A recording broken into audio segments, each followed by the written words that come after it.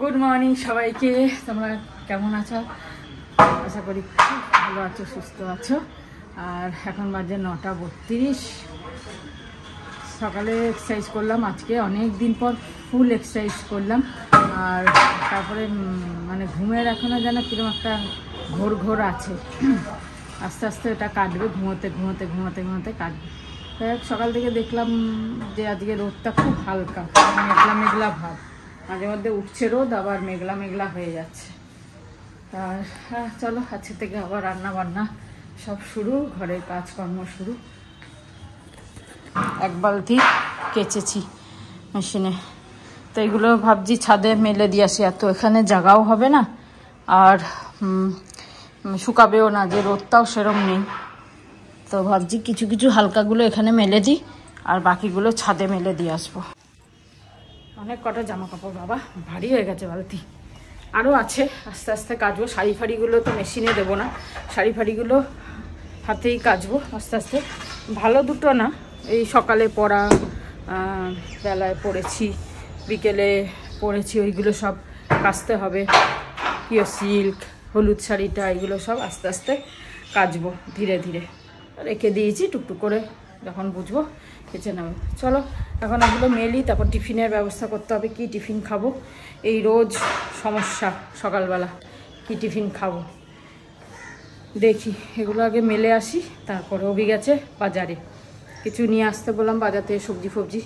আজকে আর মাছ টাছ কিছু খাবো না, এই কদিন খুব খাওয়া হয়েছে মাছ মাংস, আর তাই আজকে বললাম মাছ টাছ খাবো না, যে নিরামিষই খাই, তারপরে কালকে আবার দেখা যাবে। চলো কি বানাবো ভাবতে ভাবতে ভাবলাম চাউমিন বানিয়ে নিই একটু। চাউমিন রয়েছে, চাউমিনের প্যাকেট ছিল, তাই ভাবলাম একটুখানি আলাদাই বানাই আজকে। কদিন ধরে খুব মিষ্টি মিষ্টি খাওয়া হয়েছে, আর ইচ্ছাও করছে না মিষ্টি খেতে, তাই একটুখানি চাউমিনই করে নিচ্ছি। এই আলু দিয়ে, পেঁয়াজ দিয়ে, একটু বাদাম দিয়ে চাউমিন বানাবো, বয়েল করে রেখেছি। চাউমিনটা অনেকটা মোটা মোটা, একটু সরু হলে ভালো হতো। এর থেকেও সরু একটা চাউমিন হয়, ওটা আর পাওয়া যাচ্ছে না। যাই হোক চলো টিফিনটা আপাতত সারি, তারপরে আসছি আবার। বাজে 11:23, রান্না তো চাপিয়ে দিয়েছি। ব্রেকফাস্ট তো এই চাউমিন খেলাম, ভালোই লাগলো, অনেকদিন পর আবার খেলাম চাউমিন। হালকা করেই খেয়েছি, পেঁয়াজ আলু দিয়ে, আর মশলা মশলা তো কিছু দিই না এতে। যাই হোক কমেন্টসগুলো পড়ছিলাম তোমাদের কালকে ব্লগে, তো কয়েকজন আছেন যারা মানে এমন এমন কমেন্ট করে বুঝতে পারি না। কেউ একজন লিখেছেন, আমি নাম নিচ্ছি না কেন কি সে তো জানেই যে কে লিখেছে। লিখেছে যে নতুন বউ এরকম ড্রেস পরেছে, ছি ছি। ছি ছি করার কিছু নেই, সে তো পুরো মানে অভদ্র ড্রেস পরেনি, ভালো ড্রেসই পরেছে। আজকালকার যুগে এরকম ছোটো ছোটো ছেলেমেয়েরা এরকমই পরে অভ্যস্ত। ম্যাক্সি পরাটা, নাইটি পরাটা অভ্যস্ত না ওরা। আমরা নিজেরাই এখন নাইটি কম পরি, সুবিধা হয় বলে। তো ওরা ছোটো ছোটো ছেলে মেয়ে, ওরা ওই পরে অভ্যস্ত, ছোটো থেকে ওইভাবেই ওরা বড় হয়েছে। আমাদেরও তো ছেলে মেয়ে আছে, সবারই আছে যারা আছে এরকম পরে অভ্যস্ত। তারা শ্বশুরবাড়ি গেলে, শ্বশুরবাড়ি যাচ্ছি বলে ওর ড্রেস পরতে হবে, মাথায় ঘোমটা দিয়ে থাকতে হবে, শাড়ি পরতে হবে, নাইটি পরতে হবে, ওরকম কোনো ব্যাপার নেই। আজকাল তো নেই ওরকম ব্যাপার। আজকাল মেয়েরা শ্বশুরবাড়ি গেলে মেয়েদের মতোই থাকে। সুতরাং বলেই দেয় বাবা মা যে তুমি নিজের বাবা মার কাছে যেমনভাবে থাকতে এখানেও সেরকমভাবেই থাকবে।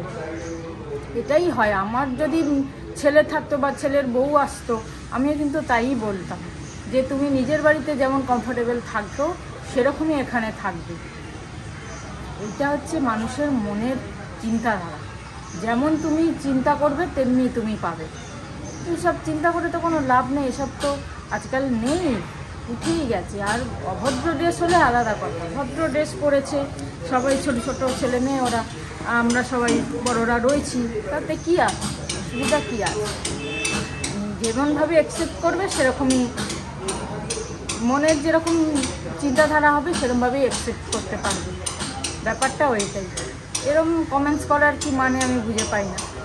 যাই হোক, যার যার চিন্তাধারা, ওনার চিন্তাধারা এরকম, এগুলো আর কিছু মানে আছে যে ঘরে ঢুকে তো মানুষ যা যা থাকবে সবার সাথেই দেখা হবে, এই না যে বেছে বেছে দেখা হবে, বেছে বেছে দেখা হবে না, এরম হয় না, ঘরে ঢুকে সবার সাথেই দেখা হয়।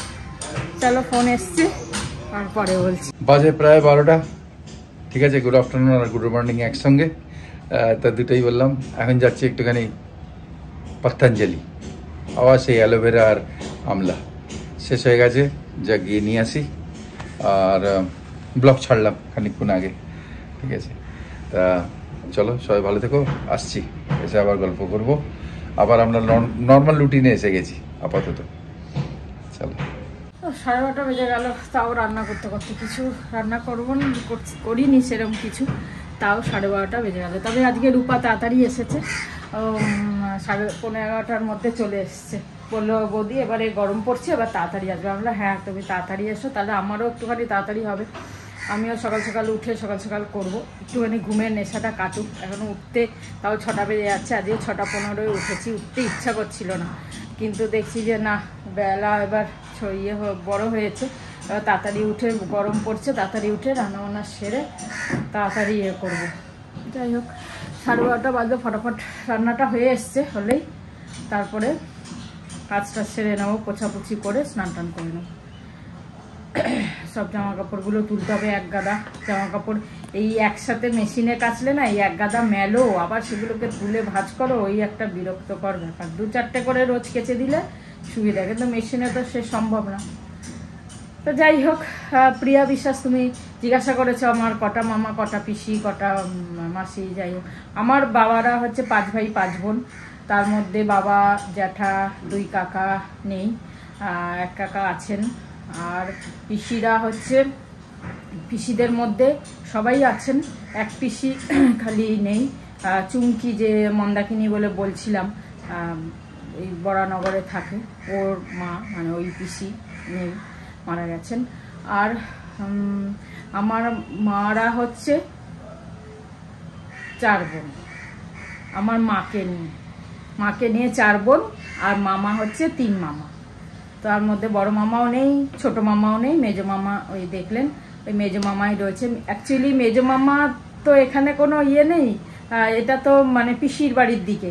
আমার মামা কি করে এলো, এটা একটা কোশ্চেন করতে পারো তোমরা, যে মানে মামার সাথে পিসিদের তো কোনো অ্যাকচুয়ালি এই বিয়ে পারপাসে কোনো ইয়ে হওয়া উচিত না, কিন্তু যেহেতু আমার পিসির সাথে আমার মানে আমার সেজো পিসির সাথে আমার মেজো মামার বিয়ে হয়েছিল, সেই কারণে মামা মানে মামা কা মামার পিসমশাই, তো পিসমশাই তো ডাকি না, মামাই ডাকি, ছোট থেকে মামাই ডেকেছি, সেই জন্য মামাই ডাকি, মামা বলি। আর এদিকে পিসি বলি, সেজো পিসিকে পিসিই বলি, মামিও বলি না। তো সেই সূত্রে মামা আর কি এইদিকে, তা নাহলে তো পিসির ছেলের বিয়ে, মামার তো ওখানে কোনো রোল নেই।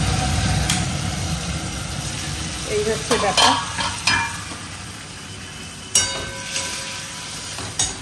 এখন আস্তে আস্তে সবাই তো কমে গেছে, কত আগে কত মাসি ছিল, কত পিসি ছিল, মানে সবাই কত মাসিরা ছিল, মামারা ছিল, কত আনন্দ হতো, কত একটা প্রোগ্রাম হলে কত কিছু হতো। এখন তো সব নেই, সেসব কমে গেছে, কিছু করার নেই, সেগুলো আমাদের হাতে নেই। চলো রান্নাটা হয়ে গেল, শান্তি। এবার ফটাফট কাজ সেরে তারপর স্নান টান করি। এই ব্লিঙ্কিট থেকেও জিনিস এসে গেছে, আজ অনেক তাড়াতাড়ি হয়ে গেছে, বেশ এরকম হলে ঠিক আছে। 2:06 বাজে, আর পুজো টুজো সব হয়ে গেছে, খেতে বসবো। রান্না আজকে দেখাইনি তোমাদের কি কি করেছি। ডাল কালকে করেছিলাম মায়ের জন্য, সেই রয়েছে। আর হচ্ছে কুমড়ো ভেজেছি, একটুখানি ময়দা মাখিয়ে নিয়েছিলাম কুমড়োগুলো, নাহলে পুরো নেতা নেতা হয়ে যায়। আর আলু পটল, আজকে বললাম যে একটু পটল নিয়ে এসো, আলু পটলের তরকারি করব। ডিম করেছি, কিন্তু হয়তো খাবো না এবেলা, রাত্রিরে দেখা যাবে। তার কারণ হচ্ছে ইচ্ছা করছে না আজকে আর মাছ ডিম কিছু খেতে, তাই একটুখানি হালকাই খাবো। আর এই চাটনিটা ছিল, যার আগে করে গেছিলাম, কুলের চাটনি, এটা তো খাবোই। ব্যাস এই রান্না আজকে। ডিমটা থাকো, ওই যদি খায় খাবে, না হলে আমি আর খাবো না আজকে অল্প করে ভাত খাবো, পটলের তরকারি দিয়ে, ডাল দিয়ে, ভাজা দিয়ে, আর চাটনিটা খাবো, ব্যাস। এই প্ল্যানিং আছে আমার, মানে বেশি কদিন এত খাওয়া হয়েছে, এবার একটু কদিন হালকা খাবো, সেই জন্য হালকা হালকা করবো। আর গরম পড়ছে, শুরু হচ্ছে, এখন তো এমনি হালকাই খেতে হবে, দেখা যাক। বেশ রোদ করা, রবি বেরিয়েছিল, বলছে বেশ ভীষণ গরম বাইরে। যাই হোক, চলো পুজো হয়ে গেলে আমরা খেতে বসে যাব, সব রেডি, খেয়ে দিয়ে একটু রেস্ট করবো। অ্যালোভেরা আর আমলা আনতে গেছিলো, এই বৈদ্যনাথের ধৃতকুমারী নিয়ে এসছে। এটা কি আসলি আয়ুর্বেদ? এটা কি অ্যালোভেরা আমলা? আরে অ্যালোভেরার দোকানে, পতঞ্জলি দোকানের সামনে খুঁড়েছে, এমন খোঁড়ার না খুঁড়েছে, মানে প্যারালালি দাঁড়িয়ে তুমি দোকান দেখতে পাবে না, প্রচুর বড় কিছু ঢোকাবে। শুধু ওর দোকান না, সব মেডিসিন সব বন্ধ দোকান।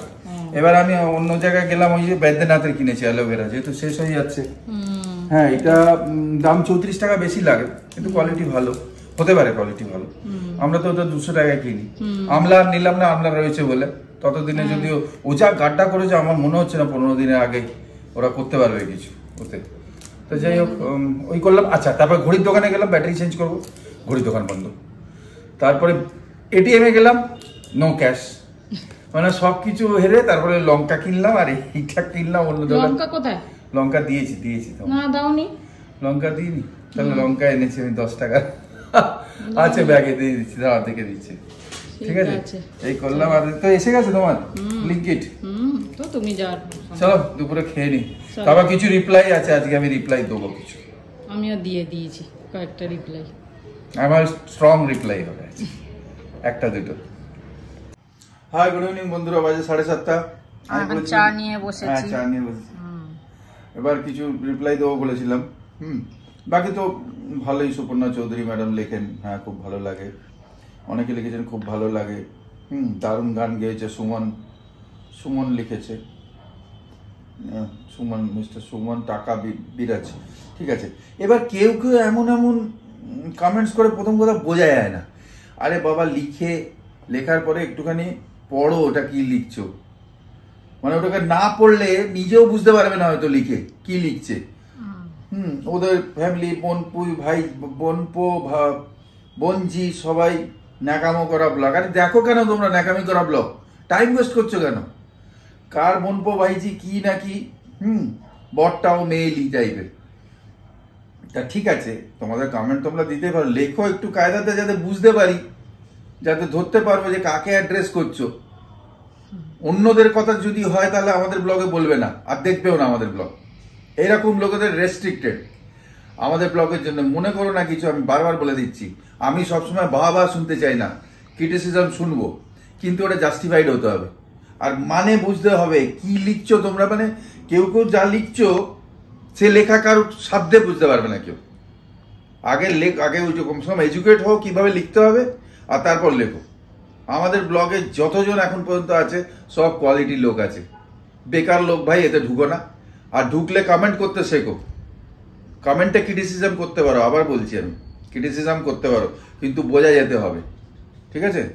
নয়তো আমরা তো আবার বলে দিচ্ছি, রিপিট করছি যে আমরা খুব কোয়ালিটির লোক নিয়ে আমাদের ফ্যামিলিটা আছে, যতজন আছে। আর সবাই ভালো মানুষ, কোয়ালিটিফুল ভালো মানুষ। আমাদের ঠিক আছে, ফালতু উল্টো পাল্টা ভিউজের জন্য আমরা করি না, দেখেছো তো? আমরা করিই না। আমাদের যখন কোনো অ্যাক্টিভিটিস নেই, আমরা ঘরে বসে থাকি, ঘরে বসে যেটা ব্লগ হয় সেটা করি। অ্যাক্টিভিটিস হলে আমরা করবো, simple as good as that. তাহলে এবার তোমরা যদি ভাবো এইটা নিয়ে আমরা রিপ্লাই দেবো, তোমাদের রিপ্লাই দেবো না, নামও বলবো না। আমি বলবো না, কেন কি এসব নাম রেকর্ড করার মতো না। নাম এইসব ইরিটেটও করছে না আমাদের, কেন কি আমরা বুঝতেই পারছি না কাকে তোমরা তীরটা মারছো, প্রথম কথা। সেকেন্ড কথা, ওয়ার্ডিং, সেন্টেন্স, স্পেলিং দুনিয়ার ভুল। কি জন্য ব্লগ দেখো, খালি অন্যর পেছনে লাগবে? এইসব লোকেদের বলছি, নাম বলছি না তাই জন্য, এটা মাইন্ড করো। খালি পেছনে লাগতে ব্লগ দেখো। আরে তাদের কোনো ভুল থাকলে সেটা বলো, আর লেখার ক্ষমতা আগে থাকতে হবে, বোঝাবার ক্ষমতা, সেটা না থাকলে হবে না। আবার বলে দিচ্ছি, আমরা ভিউজের জন্য করি না। আমাদের যত লোক আছে সাফিসিয়েন্ট ভালো বন্ধু আছে আমাদের। ফালতু লোকের মধ্যে ঢুকো না, অন্য উল্টোপাল্টা ব্লগ, নাচন কোদন, ওইসব ব্লগগুলো দেখো, কোনো প্রবলেম নেই। বাট এখানে না, এখানে আমরা হেলদি ওয়েতে আমরা এনজয় করি। আর আমাদের সাবস্ক্রাইবার বন্ধুরা, যাদের আমরা রিলেটিভ হিসেবে ভাবি, ফ্যামিলি হিসেবে, এক্সটেন্ডেড ফ্যামিলি, তারাও এনজয় করে। তাদের মধ্যেও তারা বলে না তা না, তাদের মধ্যেও আমাদেরকে ক্রিটিসাইজ করে বলে। ক্রিটিসাইজ বলারও একটা তালিকা আছে, সেই তরিকাটা যদি থাকে তাহলে এই চ্যানেলে থেকো তোমরা, যারা এইসব উল্টোপাল্টা লিখছো আর লিখতে পারছো না, যারা বোঝাতেও পারছো না, কমেন্ট নেগেটিভ কমেন্ট থাকবে, কিন্তু তোমাদের হ্যাঁ কিন্তু কেউ এমন লেখো তোমরা, সেই মানে তখন মনে হয় যেন তোমরা দেখছো কেন, দেখছো কেন, তোমাদের স্ট্যান্ডার্ড যদি অত হাই হয় তোমরা এইসব বিলো স্ট্যান্ডার্ড আমাদের ব্লগ টক দেখছো কেন বা পার্টিসিপেট করছো কেন? দেখো হাই ক্লাস জিনিস, যাও। আজকে খারাপ লাগলো আমি বুঝতে পারছি, আমার বন্ধুরা বুঝতে পারবে যে আমার ইরিটেশন কি। আমরাও তো কি বলবো তোমাদের, আমরা সবকিছু বুঝতে পারি, কিন্তু খুব কয়েকজন লোক আছে যারা এয়ারফুল ইন দ্য সেন্স আমাদের ব্লগে উল্টোপাল্টা লেখার আগে চিন্তা করবে, আর উল্টোপাল্টা লিখতে হলে যাতে বুঝতে পারি, ভাই হাত জুড়ে বলছি বুঝতে পারি, এরকম লিখবে কমসে কম, সেই শিক্ষাটা অর্জন করে তারপর লেখো। চলো বাই। ভেতরে এসো। ও ছোটকু জন্মদিন, এ মা চুপ চুপ করে বলে লাড্ডুর জন্মদিন আমরা কিছু বুঝতে পারলাম না। সে এখন রাস্তায় বেরিয়েছিলাম দুজনে নিয়ে, নাগের বাজারে গেছিলাম, হাওয়া টাওয়া খেয়ে এসে একদম এবার ঘুম পাড়াবো আমাকে, ব্যাপার ঘুম পাড়িয়ে রেখে এই আসবেন না ভেতরে, এইসব হাতে ফুচকাটাকে নিয়েই আসবে। হ্যাঁ নিয়ে এসো নিয়ে এসো। Thank you by. ইস খালি হাতে বুঝলাম না এরকম বার্থডে। হ্যাঁ নিয়ে আসবে। জন্মদিন তাই আজকে ওঠেনি, কালকে যাকে নিয়ে খেলা করছিল বন্ধুদের বলে, ওই যে খাওয়াচ্ছিল যাকে নিয়ে, হ্যাঁ ছাদে ওঠেনি। যাই হোক দিল পায়েস আর মিষ্টি,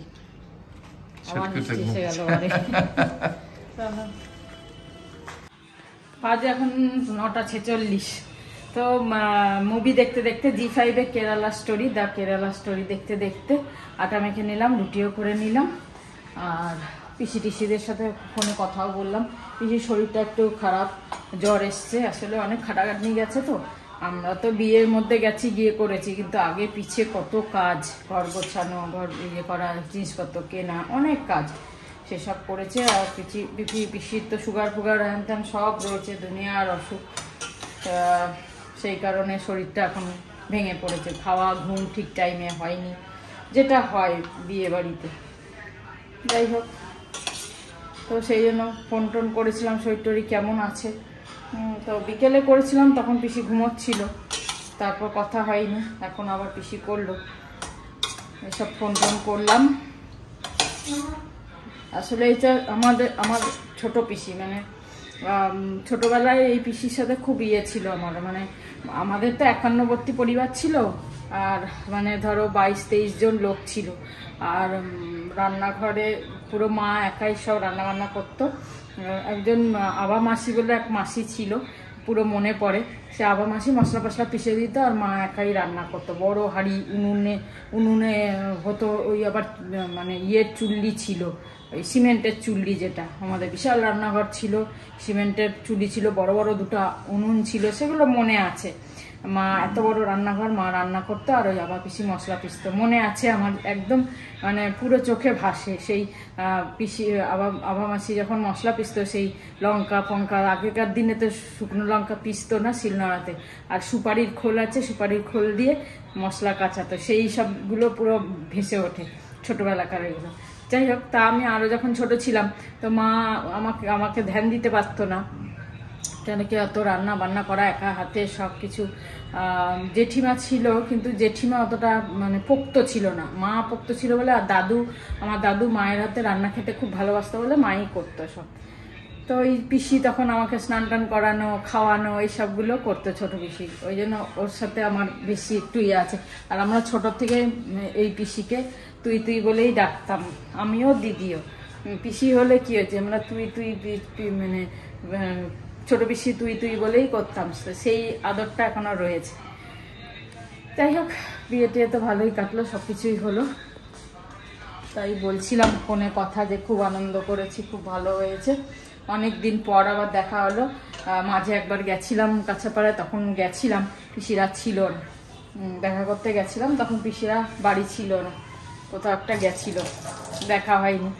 তা আবার দেখা হলো এবারে বিয়েতে, বেশ অনেকদিন মজা করলাম। আর বাবা মারা যাওয়ার সময় তখন পিসি বাড়ি খাওয়া দাওয়া করেছি, কেন কি আমাদের দুই বোনের তো এই 4 দিনের কাজ করার পর তারপরে তো ননভেজ খেতে হয় কোথাও, তো পিসি খাইয়েছিল, তখন পিসি বাড়ি ছিলাম, খেয়েছি দিয়েছি, সেই তারপরে খুব বেশি দেখা হয়নি, কারণ যাই তো না বেশি, কাঁচাপাড়া তো যাই কম হয়।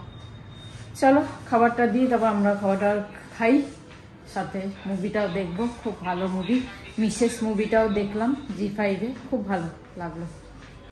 চলো খাওয়া দাওয়া হয়ে গেল, তাড়াতাড়ি খেয়ে নিলাম, রুটি খেতে আর কতক্ষণ টাইম লাগে। যাই হোক আজকেও বিয়ের ডেট আছে, খুব বাজি উঠছে, আর সামনে ক্লাবে দেখছি খুব সাজিয়েছে।